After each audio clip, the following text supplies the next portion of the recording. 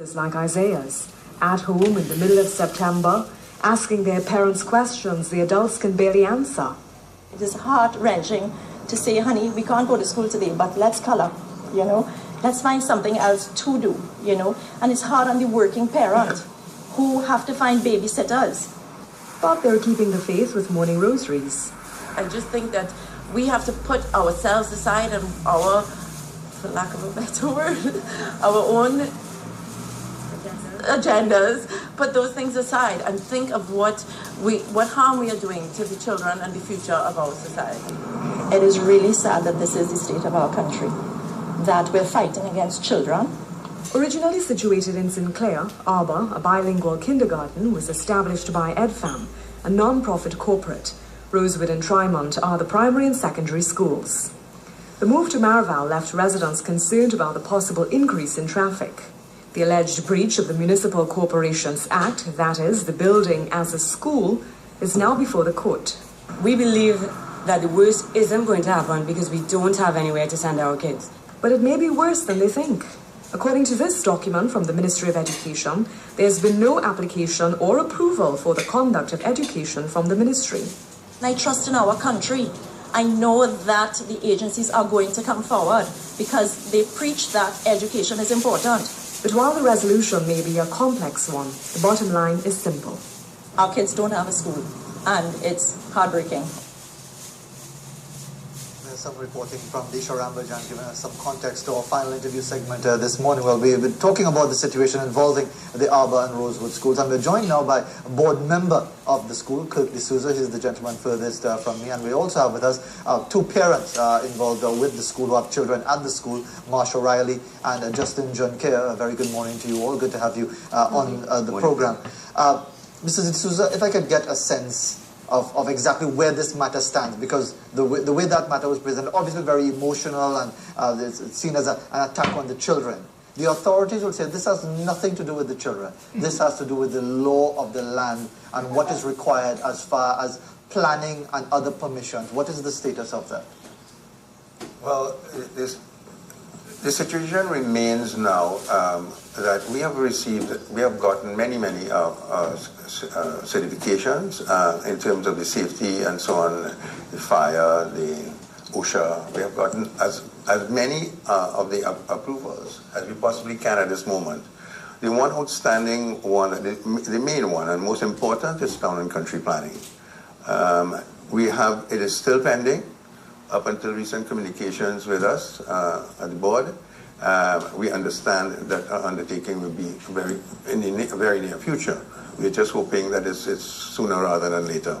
And let me get the views of a couple of the parents, Marsha Riley, as far as how this is affecting your child. You have a child a daughter at the school. Do you appreciate the complaints of the residents, the Lower Maraval residents, who said that, look, this is going to be a school in an area which is already gridlocked with traffic and is going to face all sorts of inconveniences? Do you appreciate that concern at all? I appreciate that traffic is an issue. I think that more dialogue can happen. I think that we should be given an opportunity to show that our traffic management plan is comprehensive and it can work. We've not been given an opportunity to show that it can work. In fact, right now, we are opposite 129. That's where we house nearly 80 students. And no one could tell that we are right next door, which already proves that we can do this without traffic. Justin John Kerr, in that context, from what I understand as well, and again, you can correct me if I'm wrong, the school was in violation, wasn't it, by actually being on those premises and starting the school without the necessary approvals? Well, I'm thinking it's unfair to say that. We were there. Now, it's not uncommon that persons occupy while approval is pending. The need to move and relocate was immediate, it was urgent. And because of that, there was very little choice. Now, it is not the position of the board, and it's not sanctioned by the parents, that we break the laws of the Republic of Trinidad and Tobago. We hold it sacrosanct and we hold it there. What we are saying is that when you look at a society and you judge a society, you could judge it based on how it treats its children and its educational institutions. The Constitution guarantees a right to education. doesn't guarantee a right to freedom from traffic. Now, if traffic is an issue, then show us that it is an issue. We are saying that where we were before, we operated with one gate that could have housed 6 cars at a time dropping off. Where we are at 109, or where we hope to be, 129, we have space for 30 cars and we have 2 gates. We've gotten a traffic plan. We've gotten a report. It says that traffic is minimal. We'd like that to be considered by the Director of Highways, so that the approval that was sought was denied even before the report was put in. So that we are asking that a proper reconsideration and a look at how traffic will impact, if at all, is what we're asking for.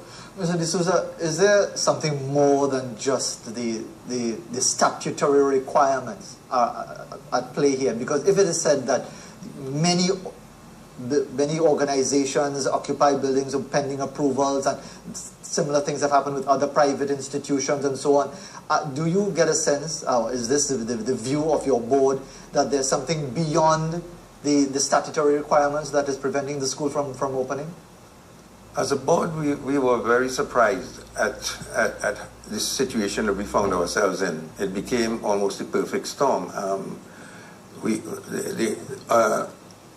addressed every issue that was presented to us, in the traffic, the safety of the building, independent engineering authorities. We brought in all the authorities. Anything that was brought to us, we responded to. All applications were made according to the law. And there are 1 or 2 still pending. Like I said, most importantly, town and country. Approval. But they have not rejected us. It's just that they have not determined it. And what gives you the feeling that that determination could come sooner rather than later? Well, I have received a communication from Town and Country Planning, from the acting director, that the determination could be as early as this week. Are you anticipating a favorable response? I'm expecting it, because there is no good reason to turn the school down.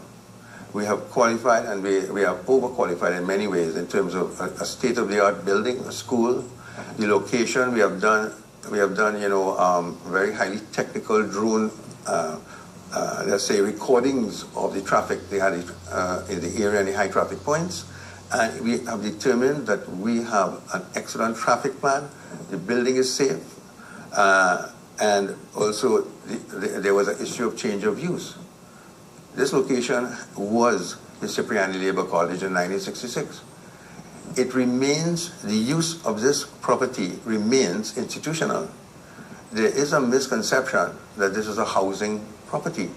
It's surrounded by businesses. Long Circular Road is a business road. And not a residential road in terms of use. However, I don't know who has approvals along that road. So in the end of the day, we believe that we have done everything within our power to open a school for 200 kids. Do you feel that there are powerful and influential people who are just trying their very best to block this thing? There may be, I hope not.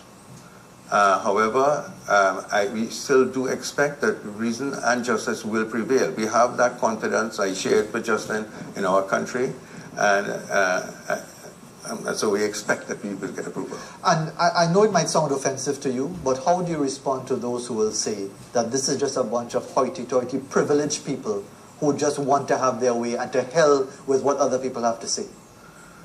Well, you know, we were a group of business people, men and women, housewives and so on, who came together to form these schools in 2008. We thought we would contribute to this country.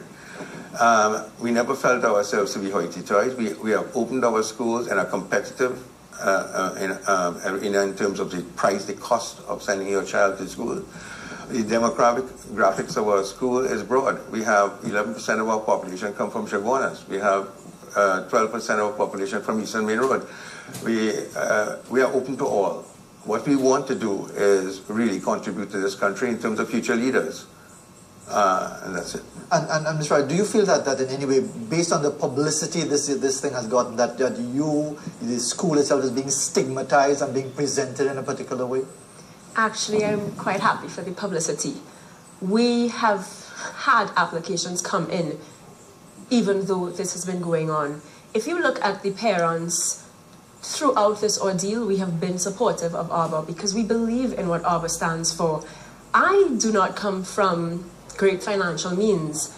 I definitely don't come from that hoity-toity community. And if, I challenge for you to bring your cameramen and walk through the school, and anyone will notice that that is a huge misconception. In fact, if Arbor were to fold up, I would not be able to afford another private school that offers... There's the public system. There's the public school system.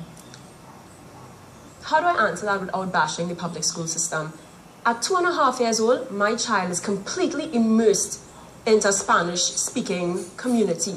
She has a Spanish teacher that speaks nothing but Spanish to her all day long. If you can give me a public school that can offer that, then I'll send her there.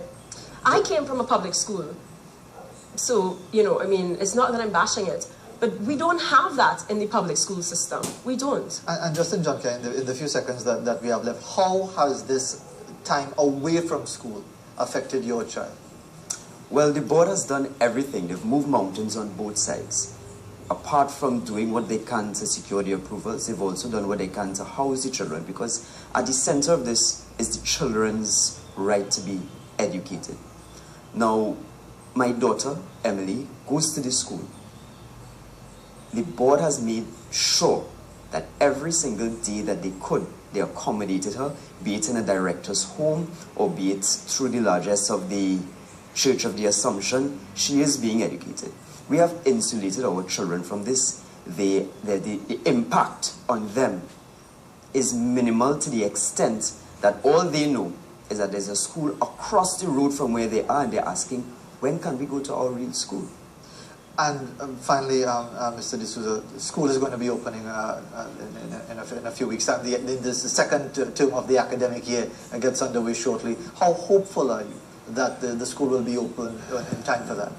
I'm very hopeful. We are not public people. We are now here on television trying to get our side across and ready to encourage our government to really support us here, and we do expect that we will get the support. All right, well, let's see how things transpire, because indeed we are in a vacation period, but time is running out to get things sorted out, to get all the paperwork sorted out. Hopefully this will prompt some sort of clarity one way or the other, so that this matter can be settled once and for all. Thanks very much for joining us this morning, talking about the issues of the Arbor and Rosewood schools and the new academic term not too far away, even with the preoccupation with the Christmas and into the Carnival period. We'll take a break for the news, and then I'll be back to wrap up the program.